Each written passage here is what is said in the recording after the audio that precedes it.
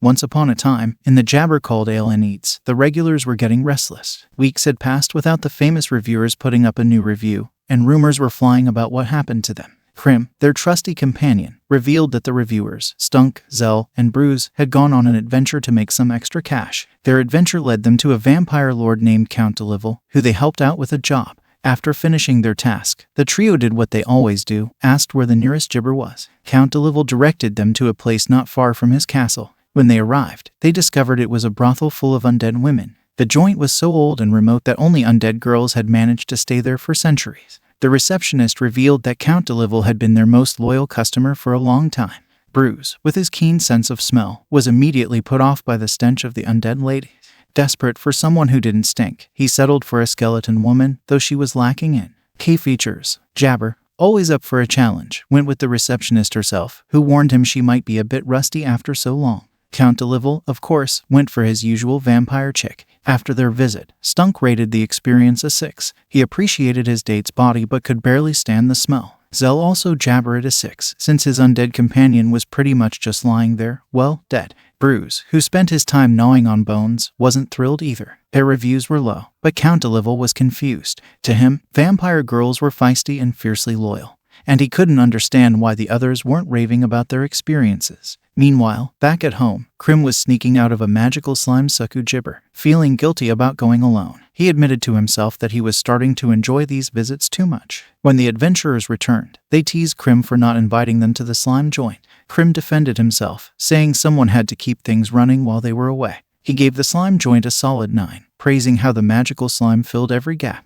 The others, intrigued by his review, decided to visit the place themselves. Bruise, however, skipped out, deciding to visit his favorite succubus girl, Ice, to make up for his bad experience with the skeleton.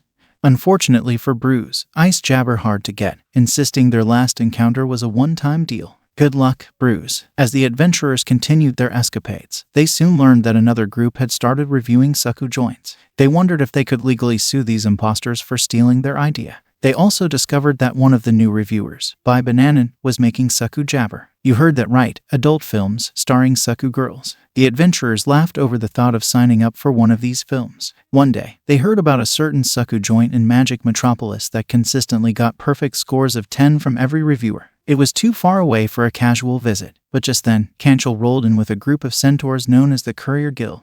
These guys transported degenerates like Stunk and company to places like Jabber Metropolis, just like in the movie The Transporter, but a bit more inappropriate. The adventurers were off to Magic Metropolis in no time. And when they arrived, they were greeted by an odd sight. Almost everyone was accompanied by a woman named Demia. As it turned out, these were not actual women, but clones of an archmage named Demia, who offered these clones for a few days of fun before they jabber. The adventurers each got their own Demia clone. Canchel, of course, went for his usual chains and dominance routine. Stunk had a romantic dinner, and Zell bonded with his jabber over magic. Krim, always the shy one, spent his time sightseeing with his Demia. Things went swimmingly, and after 3 days, the clones vanished. The adventurers now understood why this place always got perfect scores. The clones were designed to be your ideal partner. Stunk and Zell rated it a 10, while Bruise wasn't thrilled with the lack of real memories and gave it a 7. Back at Ale Gibber Eats, a mysterious man entered, ordering nothing but a single raw egg. He rambled on about how much he loved women, making Krim nervous. Eventually, it was revealed that this man was an incubus, a creature with endless sensual energy, and his stories of brothels had the adventurers both amazed and disturbed. Despite a stabbing from a jilted lover,